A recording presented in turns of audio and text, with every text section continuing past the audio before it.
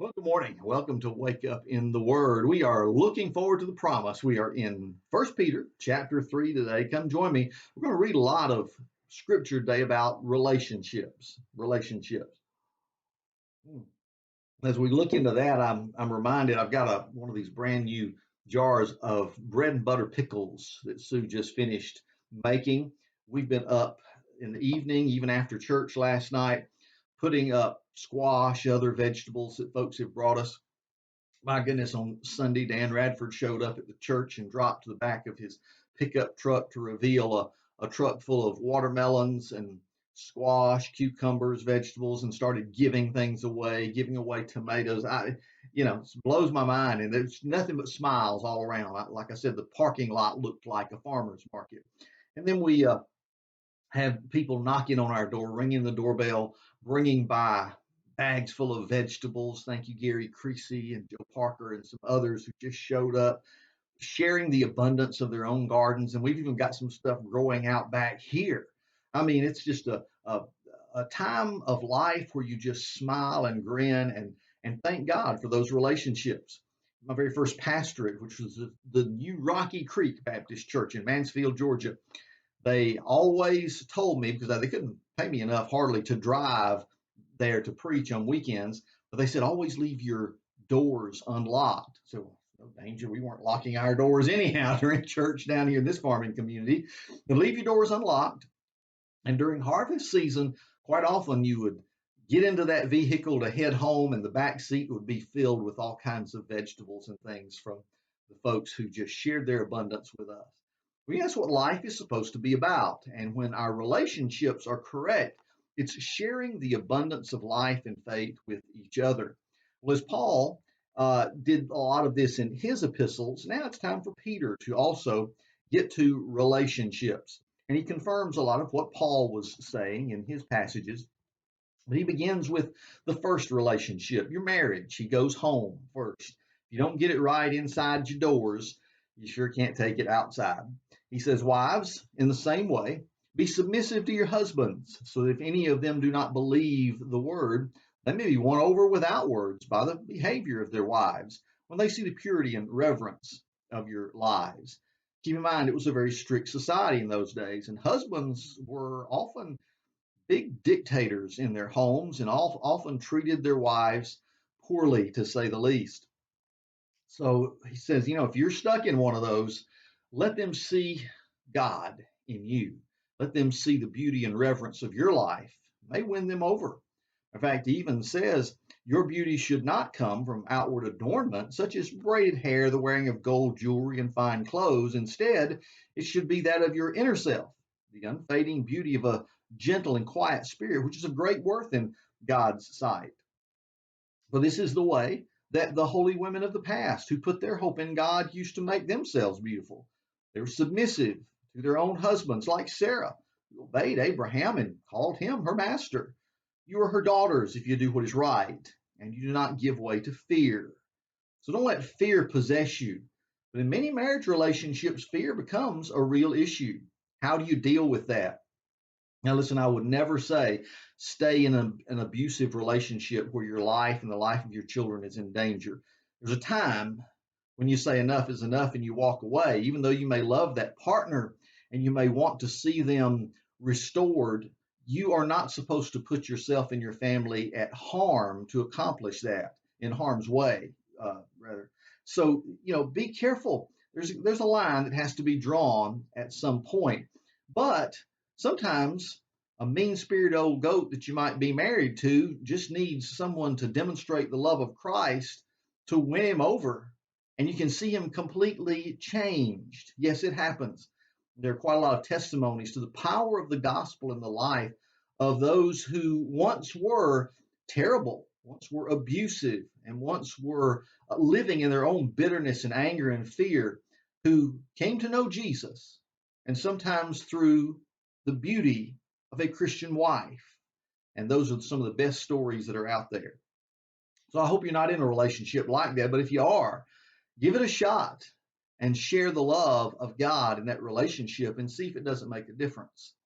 But when we get to these marriage relationship issues, One of the key issues is coming up in the next passage where Paul and Peter, I think, would agree on this one because it seems like they've been giving the same theme in their letters to the churches.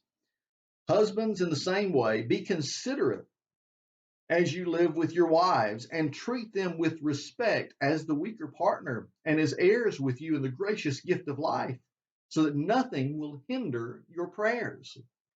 I remember Paul is the one that said, love your wife. I mean, like your own body. You have got to recognize that as an heir with you in the faith, you've got to love your wife. You've got to show and demonstrate that. Peter is saying, be considerate with her. Recognize she's the weaker partner. She bears the children. She has bigger issues than you. No, we are not made alike. Our physiques are different, at least generally. Now, we all know every once in a while we run into the guy that seems to not have much of a male physique and a woman who perhaps has a tougher physique and would beat up any of us guys in a fist fight. But that's the exception rather than the rule. And if you want to protect the next generation, you've got to protect the moms. You got to understand they carry the weight of the next generation. They go through the pregnancies, they bear the children, they take care of them. And you've got to be considerate to them. And we are a little bit old fashioned in that regard to protect our ladies and protect the women in society. And so he said, treat them with this great respect. And those that are heirs with you of the gracious gift of life. Why? So that nothing will hinder your prayers. Do things hinder our prayer life? Well, he says right at the beginning of that, how in the world do you think you can pray and talk to God about living the Christian life with others when you're having fights, bitterness, grudges, hurt feelings that you're not taking care of in your marriage relationship? You got to start there, my friend. And if that relationship is right, then you'll be able to multiply that relationship to others and out into society. So, husbands and wives, get your relationships together. Love one another. Be submissive to one another. Make sure that you are living the Christian life together at home, and then you can make a difference in your community. The point, the status of your marriage relationship affects your prayer life. He goes on in verse 8 to say, finally, all of you live in harmony with one another. Be sympathetic, love as brothers, be compassionate and humble. Do not repay evil with evil or insult with insult, but with blessing. Because to this you were called so that you may inherit a blessing. Boy, don't you wish that this was the rule for our political season that we're in America today? Don't you wish that people would have this kind of attitude toward one another? But no, they've discovered that it's much better to attack other people, even to lie and misrepresent other people, to scream, to rant, to rave. That seems to get the attention. And it's almost what people are proud of these days. We've turned society completely upside down. But friends, I would whole lots rather see us trying to live in harmony with one another, being sympathetic, loving one another, being compassionate and humble, never repaying evil with evil or insult with insult, but with blessing. Wouldn't that be a great society? He says in verse 10, for whoever would love life and see good days must keep his tongue from evil and his lips from deceitful speech. He must then turn from evil and do good. He must seek peace and pursue it. For the eyes of the Lord are on the righteous, and his ears are attentive to their prayer. But the face of the Lord is against those who do evil. Friends, in this day when it seems like evil has become fashionable, I want you to understand God sees it all. The face of the Lord is against all those who do evil. And if you think God is patting you on the back for breaking laws, damaging property, hurting other people, you have another thing coming. And that's the judgment of God that's going to come upon you for those wicked deeds. Friends, do you not realize God sees all? Well, I managed to do something and a camera wasn't there to catch me. That doesn't matter. God still saw it. We have a lot of freedom.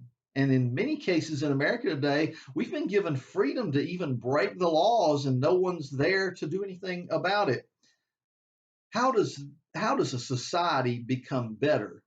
by recognizing what freedom is really all about. I love the quote from Peter Marshall where he said, basically, freedom is not the right to do wrong, but the opportunity to do what is right. Diane Osterly shared that on her Facebook page just yesterday. Oh, listen, what does he mean? Not the right to do wrong, okay, but the opportunity to do what is right. Let's take the opportunity to go out and be this kind of positive person in our relationship. Keep our tongues from evil, our lips from deceitful speech, turning from evil to do good, seeking peace and pursuing it. Not just I'll let peace come to me, but to pursue peace, to make it happen in our communities. The eyes of the Lord are on the righteous, his ears are attentive to their prayer, and his ears are attentive to yours today. Become that person of peace. Start in your own home. Make your home a place of peace, and then pursue peace into your community and make it happen. That's the power you and I have as believers and bearers of the light in a dark society today. Well, God bless you. I'll see you again tomorrow right here as we wake up in the Word.